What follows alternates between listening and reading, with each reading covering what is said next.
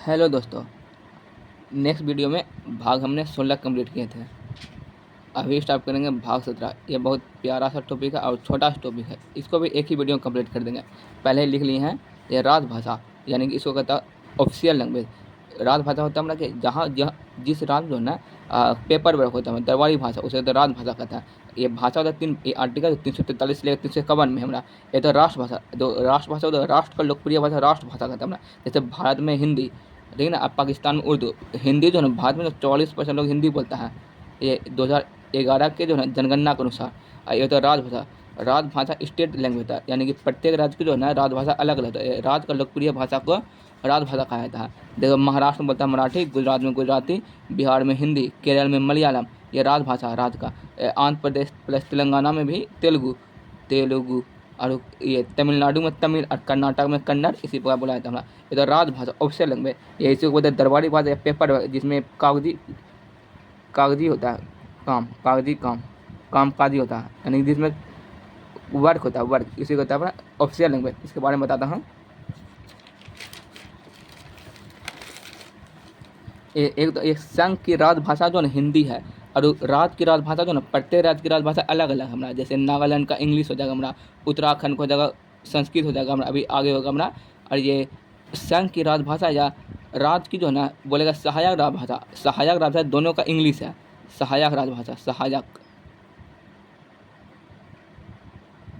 सहायक राजभाषा जो है ना इंग्लिश है, दोनों का जो लिखे हैं देखो, तथा ये सहायक राजभाषा इंग्लिश है। और ये भी राज्य का भी राजभाषा इंग्लिश है। देखो सहायक राजभाषा इंग्लिश है, ठीक। ये तो ऑफिशियल लैंग्वेज, तो इसका डेफिनेशन लिख लो, बहुत ईजी है, ईजी शब्द में लिखे भी है, पूरा समझ में, क्वेश्चन छूटेगा नहीं सबसे। तो इसे दरबारी भाषा में कहते हैं। जिस भाषा में काम करते हैं, पेपर वर्क होता है हमारा, उसे राजभाषा कहते हैं हमारा। संघ की राजभाषा अलग और राज्य की राजभाषा अलग है। 14 सितंबर 1949 जो आयंगार फॉर्मूला था, ये नाम है। आयंगार फॉर्मूला के आधार पर जो है हिंदी को जो है संघ या देश एक ही है कि राजभाषा जो है ना हिंदी को जो है संघ या देश की राजभाषा घोषित किया गया है। इसी कारण जो है ना प्रत्येक वर्ष 14 सितंबर को हिंदी दिवस मनाया जाता है। भारत में 44% लोग हिंदी बोलते हैं 2011 जनगणना के अनुसार।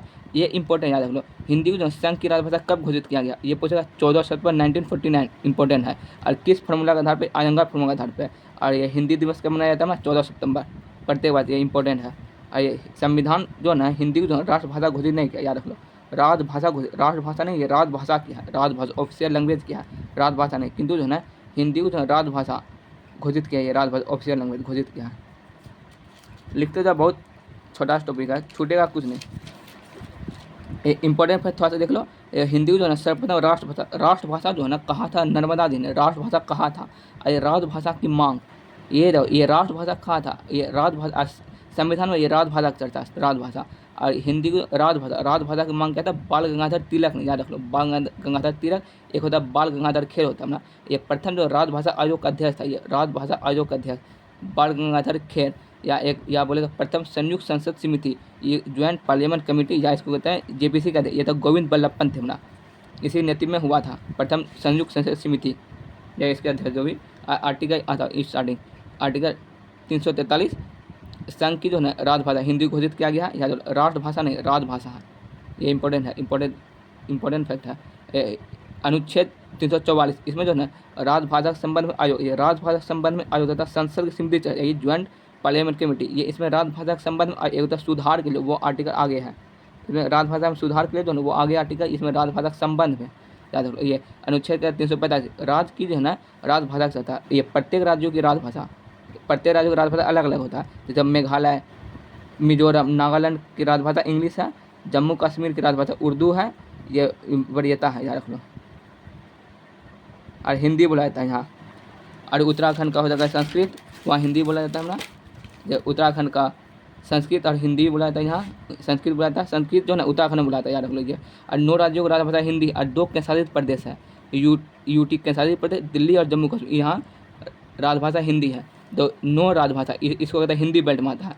9 राजभाषा और 2 जो केंद्रशासित प्रदेश, ये जम्मू कश्मीर दिल्ली, ये हिंदी बेल्ट में आता है। देखो कौन कौन 9 राज्य है जहाँ पर हिंदी में होता है हमारा काम, राज्य का काम जो हिंदी में होता है। देखो बिहार, उत्तर प्रदेश, उत्तराखंड, हिमाचल प्रदेश, हरियाणा, मध्य प्रदेश, राजस्थान, छत्तीसगढ़ और झारखंड। यहाँ होता है राजभाषा हिंदी, यानी कि जहाँ पर जो है ना जो भी कार्य होगा सरकार का या राज्य सरकार का वो हिंदी में होगा। 1 2 3 4 5 6 7 8 9 और 2 केंद्रशासित प्रदेश दिल्ली, जम्मू कश्मीर। जम्मू कश्मीर उर्दू ही बोला जाता है। 346 आर्टिकल, एक राज्य और दूसरे राज्य के बीच जो ना कोई बातचीत होगा या एक राज्य दूसरे या संघ केंद्र के साथ बात होगा, उसमें प्रयोग करने वाला राजभाषा होगा इंग्लिश या हिंदी होगा। मतलब हिंदी या इंग्लिश में उसमें बातचीत कर सकता है। एक राज्य है और ये दूसरे राज्य, इन दोनों से कोई बातचीत करेगा या एक राज्य है वो किसी केंद्र संसद इससे बातचीत कर, उसमें प्रयोग होना केवल हिंदी या इंग्लिश का होगा, अन्य भाषा नहीं होगा। और देखो ये अनुच्छेद 347, किसी संघ की जनसंख्या, किसी राज्य, उस राज्य जो है जनसंख्या है, उस जनसंख्या जो है ये बोला हम हमारा राजभाषा जो है हिंदी घोषित करो, तो ये राष्ट्रपति कर सकता है। किसी राज्य की जनसंख्या का मांग करता है तो राजभाषा का दर्जा जो है राष्ट्रपति दे सकता है। और ये आर्टिकल 348 या सुप्रीम कोर्ट या हाई कोर्ट में जो है ना, सुप्रीम कोर्ट है या हाई कोर्ट में, इसमें कोई अधिनियम यानी कि एक्ट या कोई विधेयक आता है ना, उसमें जो केवल जो है ना इंग्लिश प्रयोग किया जाएगा, यही कह दिया गया, इंग्लिश का प्रयोग होना, राजभाषा इंग्लिश होगा। सुप्रीम कोर्ट या हाई कोर्ट में किसी अधिनियम या एक्ट या विधेयक आदि के लिए जो है ना प्रयोग की राजभाषा इंग्लिश होगा। देखो 349 349 राजभाषा संबंधी ये सुधार के लिए बोले, सुधार के लिए सुधार के राजभाषा आयोग या संयुक्त संसद समिति का गठन किया जाता है हमारा राजभाषा सुधार के। इसके सिफारिश ये राजभाषा आयोग या संयुक्त संसद समिति की सिफारिश पर जो है ना संसद से जो है ना बहुमत से पारित किया जाता है, उसके बाद सुधार होता है। ये पहला जो है ये बता ही दिया पीछे। राजभाषा आयोग का बाल गंगाधर खेर बीजी, या तो बीजी खेर रहता है कहीं कहीं ऑप्शन में, बाल गंगाधर पुराना रहता है बीजी खेर, और ये क्या कहता है, जबकि पहला संयुक्त संसद समिति जेपीसी में संयुक्त संसद समिति ज्वाइंट पार्लियामेंट कमेटी का गोविंद बल्लभ पंत के नेतृत्व में किया गया था। 350 आर्टिकल या किसी व्यवस्था शिकायत के संबंधित जो है ना कोई अधिकारी जैसे होगा IAS पुलिस, उसके या किसी पुलिस स्टेशन जाकर सूचना देना पड़ेगा, जो शिकायत करना है या किसी व्यवस्था, उसमें जो है किसी भी राजभाषा में दे सकता है। उसमें जरूरी नहीं वो किसी राजभाषा में, अपने मूल भाषा में दे सकते हैं। यही चीज़ लिखा है, किसी व्यवस्था शिकायत के संबंधित अधिकारी को सूचना किसी भी भाषा में दी जा सकती है, जरूरी नहीं कि वह राजभाषा में हो। और 350 को या ए या एक जो बोले को या ए या एक 350 ये प्राथमिक शिक्षा जो ये बच्चा जो शिक्षा होता है मातृभाषा, जो उसका भाषा होता है मातृभाषा, उसमें दिया जाएगा राजभाषा। इसमें कहा गया है मातृभाषा ही राजभाषा होगा प्राथमिक शिक्षा में। 350 को भाषाएं अल्पसंख्यक जो विशेष प्रावधान, अल्पसंख्यक का निर्धारण भाषा तथा धर्म के आधार पर। यहीं देखो अल्पसंख्यक का दर्जा भाषा तथा धर्म के आधार पर दिया जाता है, जबकि आरक्षण जाति के आधार पर। 351 में कहा गया हिंदी भाषा का विकास जो है करना सरकार कर्तव्य होगा। बस इंपॉर्टेंट ये खत्म हो गया ना। और कुछ सवाल और बताता हूँ फैक्ट।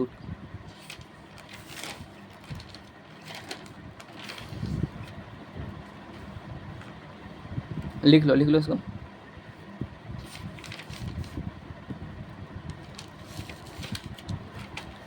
ये भी लिख लो।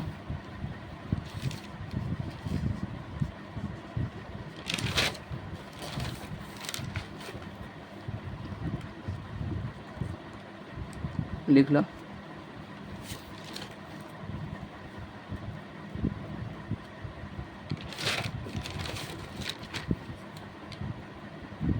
लिख लो। आ जाओ, ये लास्ट छोटा टॉपिक है, थोड़ा सा इंपॉर्टेंट फैक्ट बताते हैं। भाषा संबंधित कुछ प्रावधान देखो, आर्टिकल 29 आर्टिकल 30 जब भाग 3 पढ़ाएंगे उसमें जो अल्पसंख्यक जो शिक्षा का प्रावधान है, शिक्षा में जो है उसके लिए अलग से प्रावधान किया गया। आर्टिकल 29 3 बताएंगे इसमें। और 120 आर्टिकल में कहा गया कि संसद जो है केवल हिंदी या इंग्लिश भाषा प्रयोग होगा हमारा। यदि हिंदी या इंग्लिश नहीं आता है, ऐसे संसद में 2 तो लोकसभा होता है राज्यसभा, इसमें होता है अध्यक्ष, इस राज्यसभा में होता है हमारा सभापति। इसके जो है अनुमति लेकर जो लोक रंग में बोल सकता है, यदि हिंदी इंग्लिश नहीं आता किसी नेता होता को।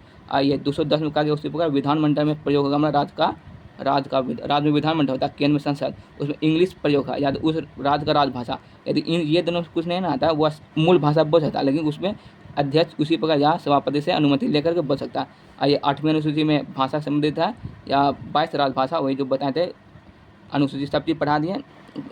वीडियो पूरा देखो और शुरू से देखो वीडियो, क्लास 1 देखो, एक भी पॉलिटी नहीं पूछेगा। और ये मूल संविधान में 14 राजभाषा था, 15वां राजभाषा सिंधी, 21वां संविधान 1967 में जोड़ा गया था, 71वां संविधान 1992 नेपाली मणिपुरी कोंकणी, ये नमक ट्रिक बताए थे हमारा। 92वां संविधान 2003 को बोडो डोगरी मैथिली ट्रिक होता BDMS बदमाश। इसको 21वां 71वां ये दोनों को जोड़ दो।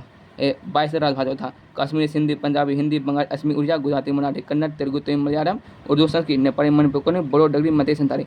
ये जब संशोधन जोड़ा गया ना, एक ये इसको मार दो सिंधी, इसको मार दो संस्कृत, ये संशोधन जोड़ा गया था। संस्कृत मार दो इसको, और इसको मान दो सिंधी। तब हो गया, इस संशोधन द्वारा जोड़ा गया था यह संस्कृत द्वारा। तो ये कश्मीर यहाँ के दो, ये याद करें तो कश्मीर सिंधी पंजाबी, लेकिन ये किस कौन सा जोड़ा गया था, यहाँ इसको संस्कृत कर देना है, इसको सिंधी को जोड़ा गया था संस्कृत में। फिर ट्रिक इसी प्रकार 22 राजभाषा।